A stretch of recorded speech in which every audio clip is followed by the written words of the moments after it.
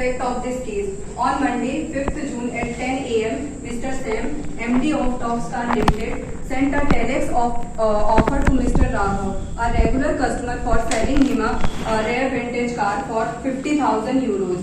Mr. Raghav received the telex on 1 p.m. on 5th June and sends a telex accepting the offer at 9 a.m. on Tuesday, 6th June. Mr. Sam fails to notice the telex, and during the day he receives another offer of 60,000 euros for the same car by Mr. Sauber. Mr. Sam telex a revocation to Mr. Raghav at 5:30 p.m. on Tuesday, 6th June. Knowing the fact that his office remains closed from 5 p.m. and 9 a.m., Mr. Sam received the revocation telex at 9 a.m. on Wednesday, 7 June. Mr. Sam receives Mr. Raghav's telex at 9:30 a.m. on 7 June. Mr. Sam refused to sell that car to Mr. Raghav. The first allegation on respondent is that whether the offer given by defendant and acceptance communicated by the plaintiff were valid as per the Indian Contract Act 1872. Good morning, sir. I am Anamika Gupta, representing the respondent side with my colleague Tripti and Nushat. So the facts from respondent side are as follows. On Monday, June 5th at 10 a.m., Mr. Sam, MD of Trofer Limited, sent a telex of offer to Mr. Raghav, a regular customer, for selling his a rare car for 50,000 rupees. Mr. Raghav received the telex on 10 p.m. on 5th June and sent a telex accepting the offer at 9 a.m. on Tuesday, June 6th. Mr. Sam failed to notice the telex, and during the day he received another offer of 60,000 for the same car by Mr. Sobel. Mr. Sam received Mr. Raghav's telex at 9:30 on June 7th. Mr. Sam refused to sell the car to Mr. Raghav. Good morning, sir. It is humbly submitted before the Honorable Court. The offer given by the defendant is valid. Offer under Section 2A of the Indian Contract Act 1872. But the acceptance is not valid offer under Section 2B of Indian Contract Act. Section 2A defines as offer as a proposal made by the one person to another to do an act or abstain from doing it. The person who makes the offer is known as a promisor or the offerer, and the person to whom an offer is made is known as promisee.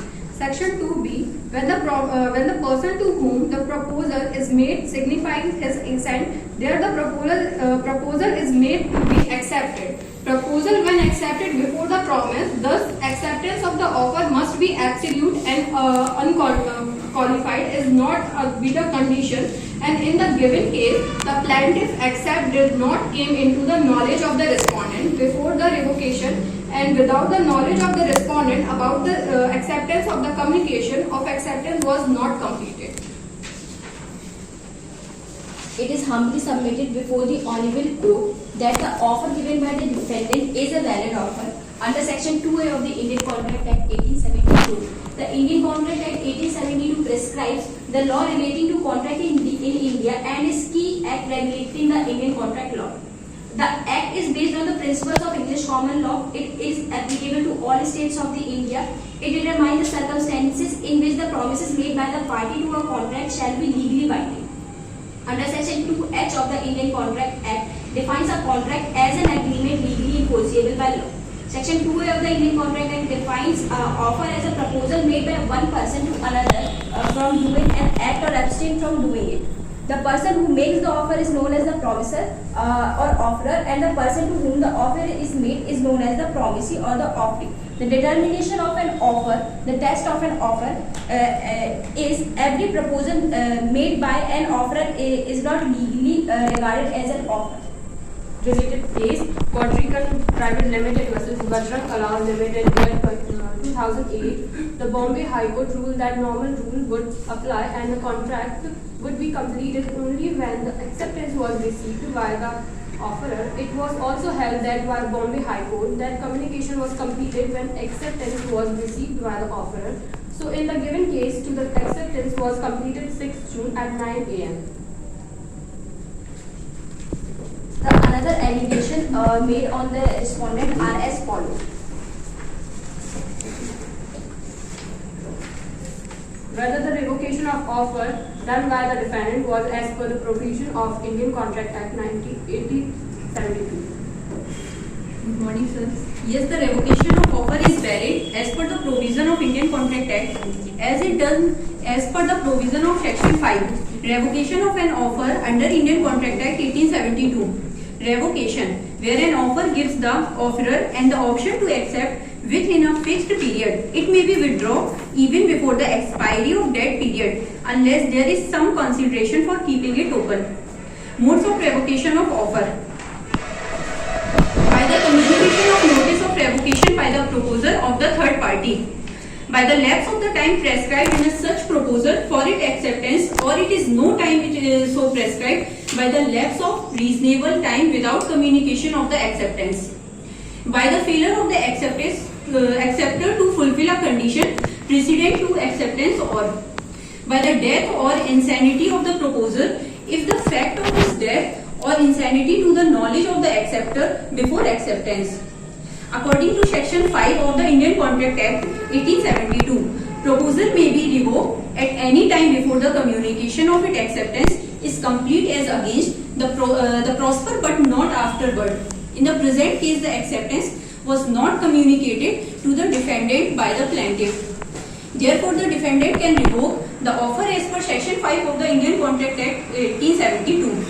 Therefore, the revocation of an offer done by the defendant in the present case is valid as per the Indian Contract Act 1872, as the communication of the offer is not completed and the defendant is not bound to fulfill the obligation as Contract Act was not formed and revoke his offer.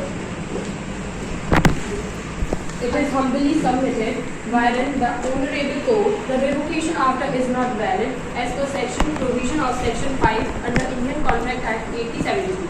According to Section 5, a proposal may be revoked at any time before the communication of its acceptance is complete as against the purpose but not afterwards. In the present case, the acceptance was already communicated to the defendant by the plaintiff through telex. Therefore, 9 June, the acceptance defendant cannot revoke the offer. Therefore, the revocation offer as done by the defendant is present in case is not valid as per section of Indian Contract Act, and plaintiff has accepted the offer and ready to fulfill the allegation, cannot just revoke an offer to get away his allegation in case of Biden and Company versus Leon Van Tieren Abbey. Sadhu Lal Moti Lal versus the state of MP. In this case, all the tender that was presented by the party to the respective government was accepted later. But a telegram was subsequently sent to the respective government withdrawing the acceptance. The court found the strong evidence of the conclusion of the contract and could not find any reason to revoke the contract. The reason is that as soon as the letter of acceptance was posted, the tender contract was concluded. Thus, revocation could not be made. As in this case, it was stated that as soon as acceptance is posted, the contract is formed. Also, in this case, the same precedent can be used to consider that the contract was formed when the telex was received. The third allegation on the respondent are as follows: whether there was any breach of contract on behalf of defendant as per the Indian Contract Act 1872, and whether the plaintiff is entitled to get damages for the breach of the contract.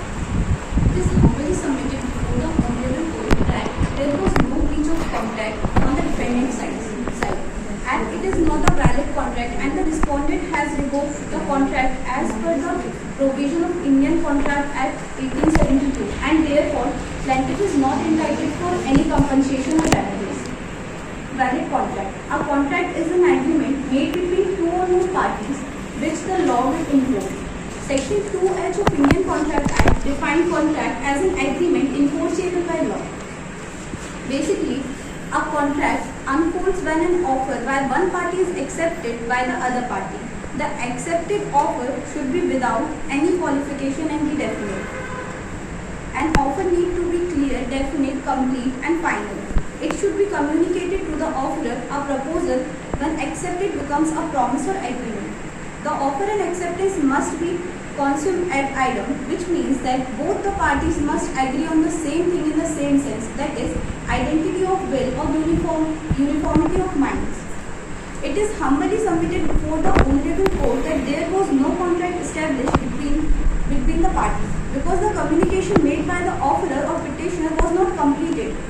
The acceptance was dispatched but was not completed, as because the acceptance letter was not received by the defendant. The letter was not in the knowledge of the counsel, and hence there was no contract.